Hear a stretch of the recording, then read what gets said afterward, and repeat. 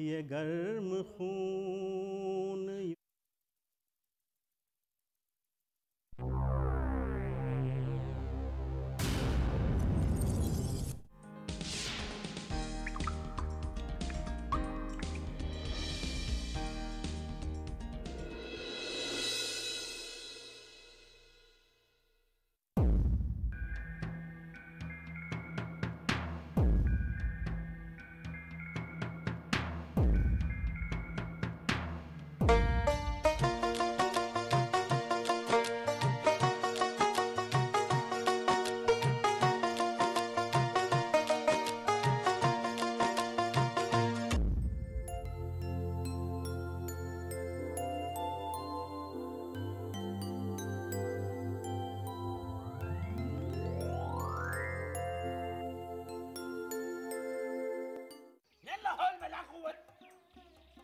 इसलिए तो मैं आप लौंडों के मुंह नहीं लगता हूँ। संजीदा गुफ्तगू को गैर संजीदा बना देते हैं। पहले अपने सर को आज़ाद करो, उसके बाद बच्ची के नाम से हर माह जो भी जमा कर सकते हो वो जमा करने की आदत डालो। जी वरना बाद में पछताओगे। हमें क्या है। हुजूर, मुझे तो सिर्फ इतना बताएं कि अगर सुल्तान आलम मेरी तरफ निगाह देख लें तो मैं क्या करूं? तुम सिर्फ निगाहें झुकाए खड़े रहना। कल हमारी बेगम का कैलिफोर्निया से फोन आया था। काफी तफसील से बातें हुई इधर उधर की। अच्छा, तो वो आपकी बेटी के पास गई हुई ना कैलिफोर्निया? वजह फरमाया आपने। जैसा कि मैंने आपसे अर्ज किया था कि हमारी छोटी बेटी का विलादत का सिलसिला है, तो उनसे रहा ना गया। वो तो बाजिद थी कि मैं भी उनके साथ रहूं। लेकिन आप तो जानते ही हैं, हमारे पैर में तो लखनवी तहजीब की बेड़ियां पड़ी हैं। अरे भाई, बेटी के घर जाएं तो जाएं कैसे? सर, यही बातें तो आज की नई नस्ल के बच्चे नहीं समझते। अरे बच्चों को तो छोड़िए, बड़े भी नहीं समझते। अच्छा सर, आंटी को आपने बता तो दिया कि आप यहाँ खैरियत से हैं? हाँ साहबजादे, हमने उन्हें सब तफसील से बता दिया है कि आप हर शाम यहाँ आते हैं और कैसे आपकी सोहबत में हमारी हर शाम गुजरती है। सर, आपकी नस्ल और हमारी नस्ल में जमीन आसमान का फर्क है। आपकी नस्ल में वालिदैन को, बच्चों को, जमीन को, मादरे वतन को दिया ही दिया है। और हमारी नस्ल तो उसे लेना चाहती है, जबकि जरूरत इस बात की है कि हम उसे कुछ दें। जावेद मियाँ, आपने बहुत गहरी बात कह डाली। अगर आपकी नस्ल के सभी लोग इस तरह हसास हो जाएं, तो माशरे और वतन की तकदीर बदल जाए। हर शख्स नई कार लेने, नए मकान लेने की बात करता है, और एक आप हैं कि मुसलसल मेरे सर पर सवार होकर लखनऊ की नई नई दास्तानें सुनने की बात करते हैं। ये आप बिल्कुल वजह फरमा रहे हैं सर। आदाब हुजूर। अरे आदाब शन्नन मियाँ, कैसे हो? बस आपकी दुआ है, सब ठीक है। ये चाय लीजिए। हाँ, शुक्रिया।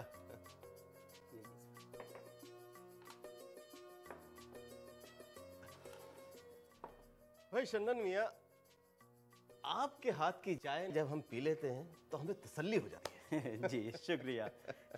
आप लीजिए। और हाँ, आपको अच्छा लगे या बुरा, मैं यहाँ रोज आता जाता रहूंगा। मैं यहाँ लखनऊ में तकरीबन 3 महीने हूँ, 3 महीने। और मुझे आपके हाथ की चाय अच्छी लगती है ना? और चाय मेरी कमजोरी है। आप आते रहिएगा साहब।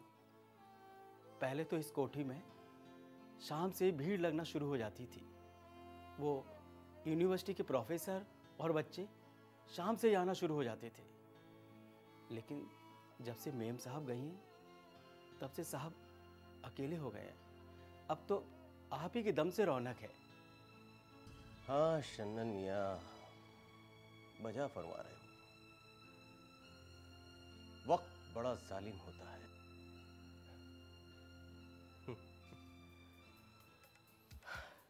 जी पहले आप। पहले आप।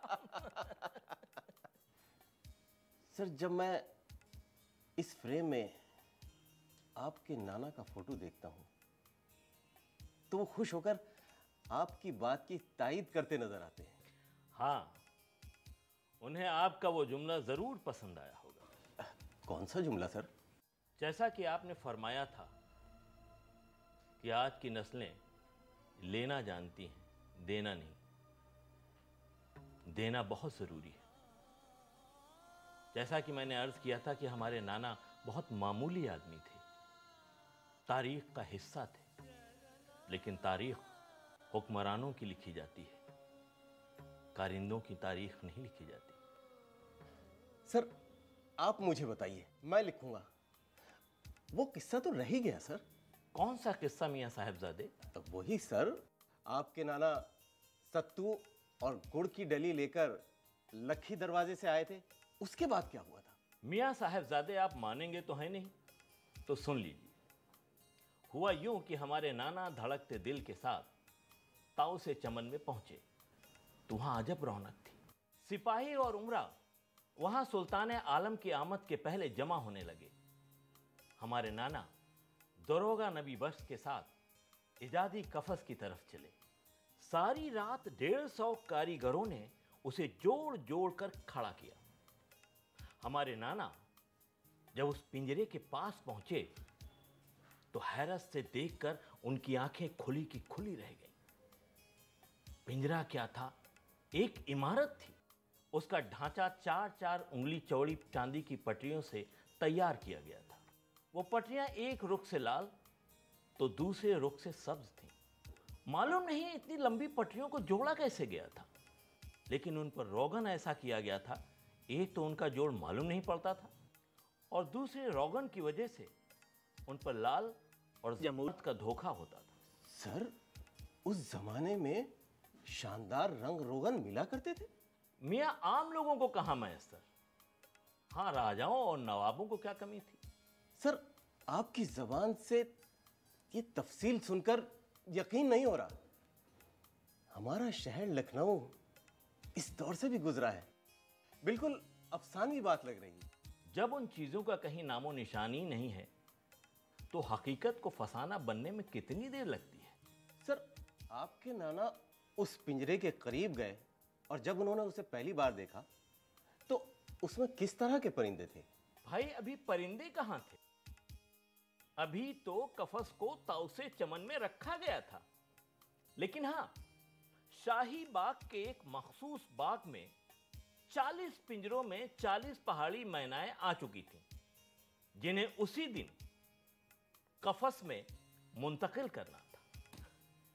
लेकिन सर सुल्तान आलम वाजिद अली शाह आज के जमहूरी दौर में होते तो उनसे शिकायत तो हो सकती थी कि हुजूर आला आपने पिंजरा हीरे जवाहरात से तो जड़वा लिया, सिर्फ अपने लिए। इस जमहूरी दौर में यह ख्याल अच्छा है, लेकिन हम जिस दौर की बात कर रहे हैं उस दौर में जो कुछ हो रहा था, जैसे हो रहा था, वो उस दौर के हिसाब से अच्छा था। हम जिस जमहूरी दौर में आज सांस ले रहे हैं ये हमारी खुशबख्ती है। मियाँ इन हुक्मरानों ने कुछ ऐसे भी काम किए थे जिनकी आज हम तारीफ करते हैं। मसलन ये फिरका परस्त नहीं थे। उन्होंने इबादत गाहों के लिए मुफ्त ज़मीनें तकसीम की थीं, जिन पर मंदिर भी हैं और मस्जिदें भी हैं। इन हुक्मरानों का नाम लोग इज्जत से यूं ही नहीं लेते। आज भी लखनऊ में ये इमारतें उनकी आन बान और शान की बातें कर रही हैं। हाँ सर, कमाल है। अच्छा सर, वो इजादी कफस में ताउस चमन के अंदर परिंदों की जो मुंतकली होनी थी वो किस रोज हुई? उसी रोज सुल्तान आलम के साथ पूरा काफिला ताउस चमन पहुंचा, लेकिन सुल्तान आलम वहां खड़े ही नहीं रहे। वो अपने कारिंदों के साथ बाग का चक्कर लगाने के लिए चले गए। उन्होंने बाग में एक एक दरख्त और एक एक परिंदे को बड़ी गौर से देखा, और जब चक्कर लगाकर वापस आए तो इजादी कफस के दरवाजे पर चंद लोग ही मौजूद थे। उनमें से हमारे नाना काले खां और दारोगा नबी बख्श थे। अब हमारे नाना काले खां का खौफजदा होना तो तसव्वुर आप कर ही सकते हैं। और सुल्तान आलम की मौजूदगी में दरोगा नबी बख्श भी कम परेशान न थे।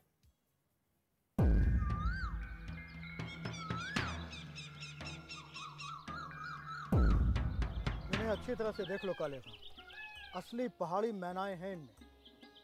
मैनाएं नहीं, सोने की चिड़ियां हैं। बादशाह ने खास कफस के लिए इनको मुहैया कराया है। तुम इन्हें कभी सिर्फ परिंदा ना समझ लेना। हुजूर, परिंदे को परिंदा ना समझूं तो क्या समझूं? तुम इन्हें हमेशा शाही महलों की शहजादियां समझना। क्या समझे? हुजूर, आपने कही और मैंने समझी। अभी यहाँ एक मेज़ आएगी, संदल की लकड़ी से बनी हुई एक नाजुक मेज़। वो किस बात से?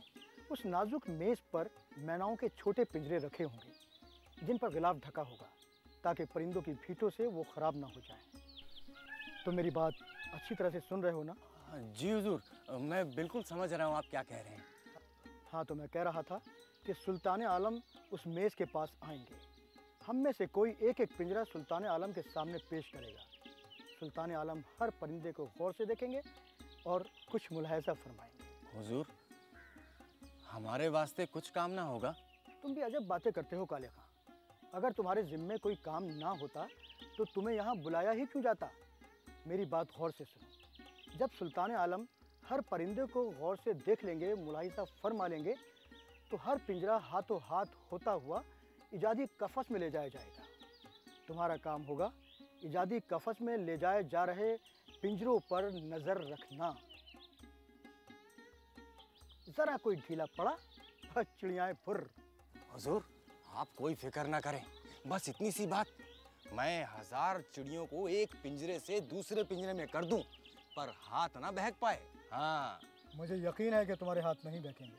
लेकिन काले खां, हजरत का सामना होगा, हजरत तुम्हारे सामने होंगे। अपने औसान ठिकाने रखना। जी हुजूर, पूरी कोशिश करूंगा। आप इत्मीनान रखें।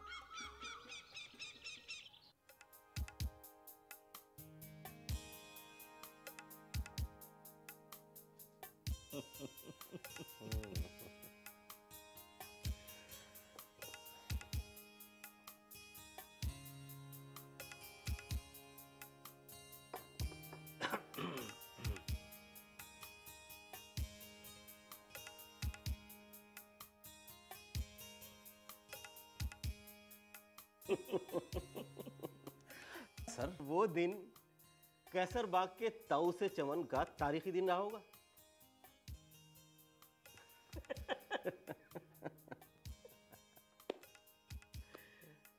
यकीनन दरोगा नबी बख्श हमारे नाना को जरूरी हिदायतें देकर चमन के सदर दरवाजे की तरफ सुल्तान आलम का इस्तकबाल करने के लिए चले गए। हमारे नाना कफस के पास जाकर उसे घूर घूर कर देख रहे थे, बड़ी गौर से देख रहे थे। कुछ परेशान थे, बल्कि यूं कहें कि हैरान थे। वो कफस अपने आप में पूरा एक कैसर बाग बना हुआ था। क्या सजावट थी, क्या एहतमाम थे, क्या नजारा था। सर, और तफसीलात से बताइए मुझे। मियाँ साहबजादे कफस के फर्श पर सुर्ख बजरी बिछी हुई थी। दरमियान में एक खूबसूरत हौज था। और सर, इसके अलावा और क्या क्या रहा होगा? मैं आंखें बंद करके तसव्वुर कर सकता हूं सर। अब आप ही फरमाइए। सर, इस कफस में परिंदों के लिए पानी के कोसे, दाने की कटोरियां और जगह जगह परिंदों के लिए हांडियां लटकी होंगी। छोटे छोटे झूले होंगे, घूमने वाले अड्डे होंगे। सर, इससे हर कोई अंदाजा लगा लेता कि ये परिंदों के लिए मखसूस जगह है।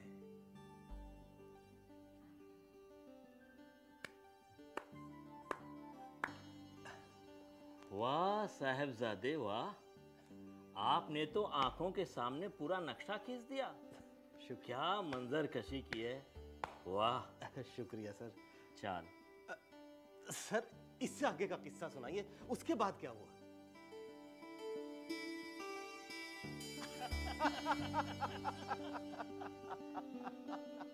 सर चाय ले।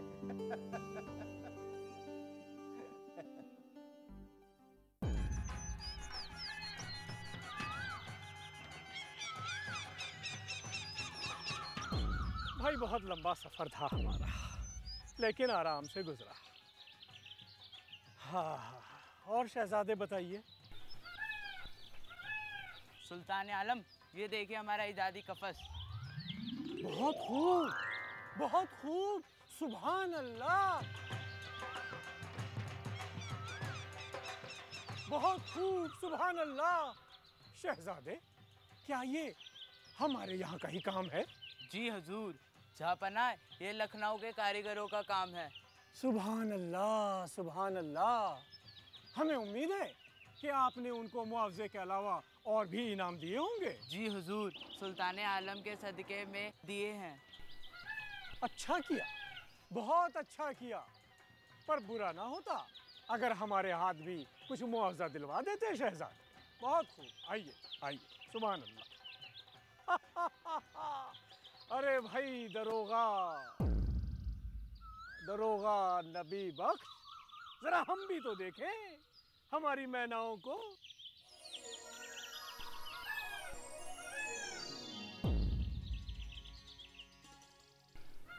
हुजूर, भाई जरा करार तो लो चुलबुली बेगम। देखिए कितनी बेकरार हो रही हैं। ये है चुलबुली बेगम।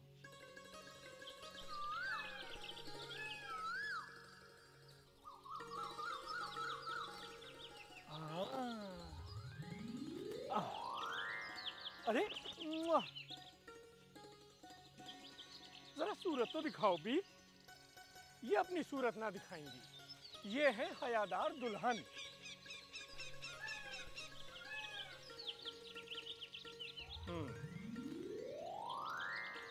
ये है नाजुक कदम।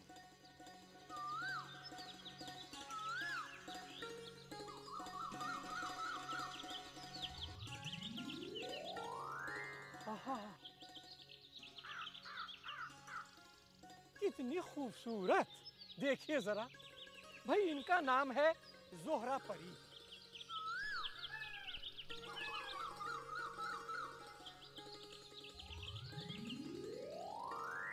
आहा, सुभान अल्लाह, फलक आरा, फलक आरा। तुम्हारा नाम फलक आरा ही हो सकता है और कुछ नहीं, समझिया? इनका नाम है फलक आरा, फलक आरा, फलक आरा।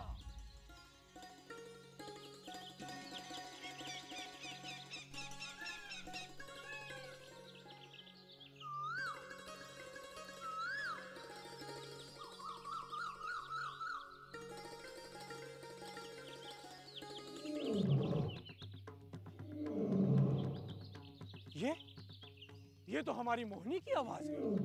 वो किस पर बिगड़ रही है? गुलाम जान की अमान पावे तो कुछ अर्ज करें। कहिए, क्या बात है? बताइए, किस पर बिगड़ रही है? हुजूर, वो सुल्तान पर ही बिगड़ रही है। खुदा खैर करे। हमसे ऐसी कौन सी खता हो गई है भाई? हाँ, अब समझे। आज हम उनसे मिले बगैर ही सीधे यहाँ जो चले आए, तो उनका बिगड़ना तो जायज है। सुल्तान आलम से ज़्यादा उनकी अदाओं को और कौन पहचानेगा? इसी बात पर तो नाज दिखाती हैं वो, क्योंकि अभी बीमारी से फारिग हुई हैं और आपकी आमद की खुशबू उनको लग गई है, इसलिए और भी ज़्यादा खिनखिनी हो रही है। मुझ गुलाम की बात तो सुनते ही नहीं। सच कहते हो दरोगा, सच कहते हो। चलो भाई, हम फिर मोहनी को मनाने चलते। आइए।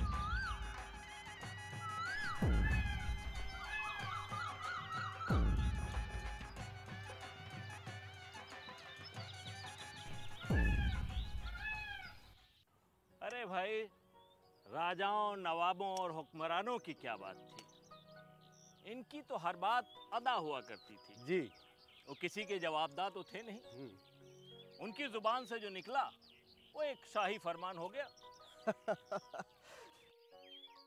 सर अभी अभी आप फरमा रहे थे कि जिस वक्त 40 मैनाओं को बड़े कफस में मुंतकिल किया गया, उसी लम्हे पास के असद चमन से सुल्तान आलम की मशहूर शेरनी मोहिनी के गुर्राने की आवाज बुलंद हुई। मियाँ साहबजादे, यही तो मजे की बात है। अब शेरनी ठहरी जानवर और जानवर चिघा सकता है।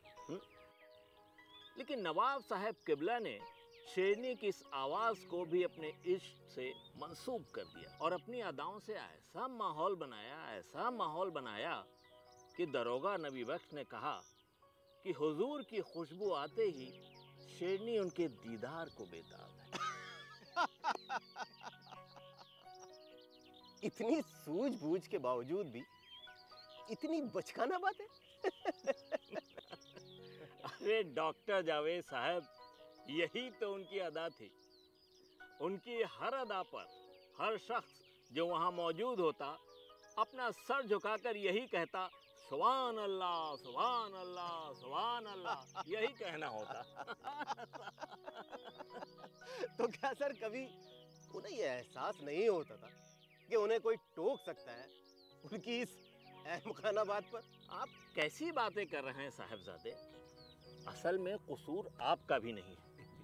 आपने जमहूरी निज़ाम में आंखें खोली हैं। जरा आंख बंद करके तसव्वुर तो कीजिए, एक शख्स हुक्मरान है, मालिको मुख्तार है, वही अदालत है और वही काजी है। हाँ। सर वजह फरमाया आपने। आपने अपने नाना की मार्फत उस जमाने के दौर को देखा और सुना है। मैंने ना कभी देखा ना सुना। अरे भाई, मैं तो दिखा रहा हूं तुम्हें। भाई, सुल्तान आलम चले तो क्या शहजादे, मुसाहिब और क्या दरोगा, सभी चले गए। और मुलाजमीन ने उनके जाने के बाद परिंदों के दाने की थैलियां और पानी के बंधे बारादरी से लाकर कफस के दरवाजे के पास रख दिए। भाई, नवाब साहब ने तो हर मैना को अलग अलग नाम दिए थे, लेकिन हमारे नाना को फलक आरा में एक खास कशिश नजर आई और अपनाइयत भी। तो सर क्या वो उसी पिंजरे में रहे? नहीं भाई, वो अपना काम आधे घंटे में पूरा करके पिंजरे से बाहर आ गए और इत्मीनान से पिंजरा बंद करके चबूतरे के नीचे उतर आए। नीचे उतर कर देखा तो असद चमन की जानिब से दरोगा नबी बख्श उनकी जानिब आ रहे हैं।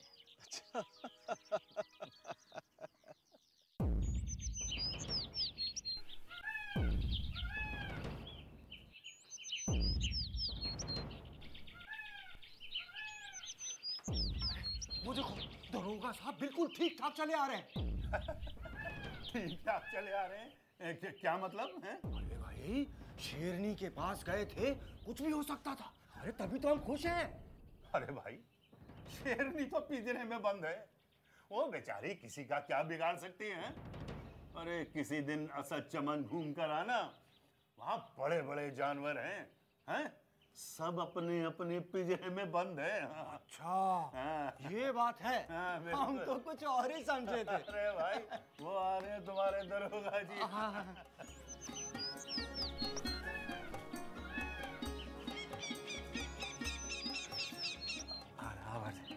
क्यों काले खां, आज तो तुमने सुल्तान आलम के दीदार कर लिए? जी हुजूर, सब आपकी मेहरबानी है हुजूर।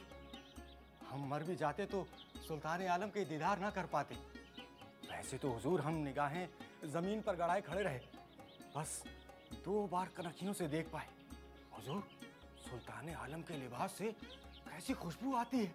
वाह वाह भाई, अब वो ठहरे सुल्तान आलम, उनका तो काम ही खुशबू फैलाना है।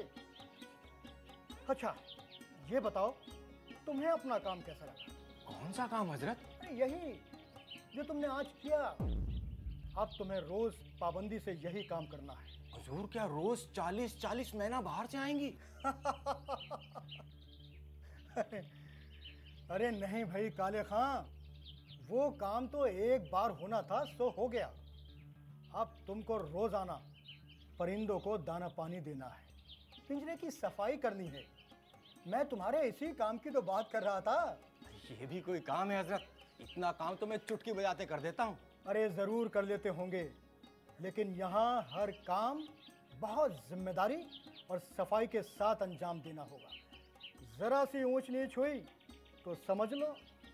हुजूर, जब जिम्मेदार बनाया है तो मजाल है शिकायत का कोई भी मौका मिल सके। हाँ चलो, एक बड़ा काम हो गया, एक बड़ी मुहिम सर हो गई। सुल्तान आलम भी खुश खुश लौटे। हाँ, एक बार तुमसे चूक होते होते बची। मैं तो डर ही गया था, लेकिन खुदा का लाख लाख शुक्र है कि तुमने बात बिगड़ने ना दी। सरकार, इतना बड़ा और शानदार पिंजरा कहाँ बनवाया गया है? अरे भाई यहीं, और कहाँ। हमारे शहर में कैसे कैसे कारीगर मौजूद हैं। सुल्तान आलम निराले ज़ौक़ के इंसान हैं। इतनी बड़ी बात दुनिया में किसी के दिमाग में पहले कभी नहीं आई और ना कभी आ सकती है। कितना शानदार पिंजरा बनवाया है, वाह वाह भाई वाह। सो तो है हजरत। काले खां, अब तुम अपना काम पूरी लगन और होश के साथ करते रहना। क्या पता कब का क्या मतलब हुजूर? क्या पता कब तुम्हारी कोई अदा सुल्तान आलम को भा जाए और वो तुम्हें माला माल कर दे। मेरी क्या अदा भाएगी उन्हें साहब? बस तुम अपना काम करते रहना, कोई फिजूल की बात नहीं, बस अपना काम। जी हुजूर, आपको शिकायत का कोई मौका नहीं मिलेगा। चलो काले खां, सुबह के घर से निकले हो, अब तुम्हारी छुट्टी। जाओ घर जाओ, तुम्हारी बच्ची तुम्हारा इंतजार कर रही होगी। सुबह वक्त पर यहाँ आ जाना। जी हुजूर, बिल्कुल। इजाजत।